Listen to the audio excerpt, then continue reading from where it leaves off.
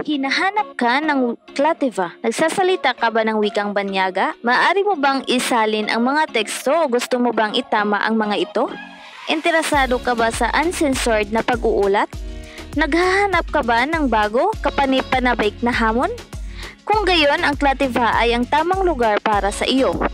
Parami ng parami ang natanto na ang mass media at ang mga politiko ay madalas na binabaluktot ang katotohanan o nabigo na mag-uulat ng mahahalagang katotohanan.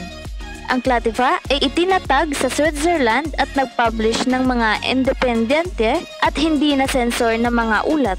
Naghahanap kami ng mga hindi na sensor na katotohanan, kaalaman sa espesyalista at mga opinyon mula sa mga eksperto para sa lahat sa mundo. Ang aming layunin ay gawing na-a-access ng lahat ang lahat ng impormasyon sa isang simple at naiintindahan na paraan upang makabuo sila ng kanilang sariling mga opinyon.